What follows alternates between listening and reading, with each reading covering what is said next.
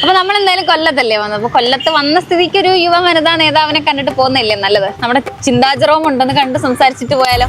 അപ്പൊ തുടങ്ങാം. ആയിക്കോട്ടെ, ഇന്ന് നമുക്ക് ഇവിടെ തന്നെ കൂടാ. എല്ലാം അറിഞ്ഞിട്ട് തന്നെ കാര്യം. ചേച്ചി എപ്പോഴും എന്തൊക്കെ പറഞ്ഞു കഴിഞ്ഞാൽ എങ്ങനെങ്കിലും ഒക്കെ വിവാദത്തിൽ ചെന്നപ്പെടും. അതെ അതെ അതെ, നിങ്ങൾ വിളിച്ചപ്പോ എനിക്ക് ഉണ്ടായിരുന്ന ഒരു പേടി. ലേറ്റസ്റ്റ് ആയിട്ടുണ്ടായ ഒരു വിവാദം എന്ന് പറഞ്ഞു കഴിഞ്ഞാൽ മുദ്രാവാക്യം വിളിയായിട്ട് ബന്ധപ്പെട്ടതാണ്. അയ്യോ, ഓർമ്മിപ്പിക്കല്ലേ പൊന്നെ. ശരിക്കും എന്താ അവിടെ സംഭവിച്ചത്? പിന്നിലൊരു കഥ ഇല്ലാണ്ടിരിക്കില്ല.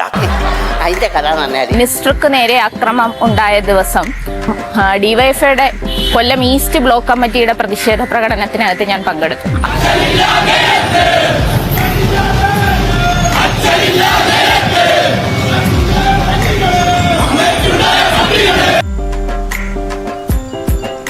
എന്തോന്നാടോ ഇത്? എവിടെ നിന്ന് കിട്ടിയോടോ ഈ ഉണ്ടാക്കണേ? ഞങ്ങൾ പ്രകടനം ആരംഭിച്ചു. ബാക്കിലുള്ളൊരു കുട്ടിയാണ് മുദ്രാവാക്യം വിളിച്ചത്. എന്നിട്ട് പലരും മാറി മാറി വിളിച്ചു. അപ്പൊ അതില് ഞാൻ ഈ മുദ്രാവാക്യം വിളി ഞാൻ വളരെ ജാഥയുടെ മുമ്പിലാണ് നിൽക്കുന്നത്. അപ്പൊ ആദ്യം കേട്ടപ്പോ തന്നെ നമ്മളത് വിലക്കുകയും എന്റെ തൊട്ടടുത്ത് നമ്മുടെ ബ്ലോക്ക് സെക്രട്ടറി അഭിമന്യു ഉണ്ടായിരുന്നു. ഞാൻ അഭിമന്യുവിനോട് പറഞ്ഞു. അഭിമന്യു ബാക്കിൽ പോയി അത് സ്റ്റോപ്പ് ചെയ്യണമെന്ന് പറയുകയും ചെയ്തു.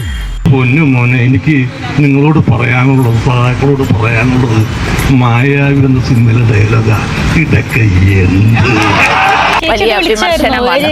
ഞാൻ ഏറ്റു വിളിച്ചില്ല.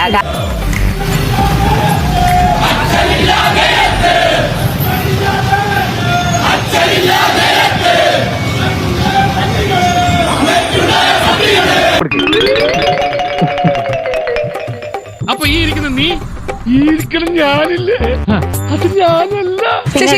പ്രധാനപ്പെട്ട കാര്യം എന്ന് പറയുന്നത് ചിന്ത എന്ത് ചെയ്താലും അത് വിവാദമാക്കുക എന്നത് അതൊരു പ്രത്യേക ഒരു അജണ്ടയായിട്ട് തോന്നിയിട്ടുണ്ടോ? അത് മനഃപൂർവ്വം ചെയ്യുന്നതായിട്ട് എന്തെങ്കിലും തോന്നിയിട്ടുണ്ടോ? അതാണ് ഞങ്ങളുടെ കുടുംബത്തിന്റെ മഹിമ.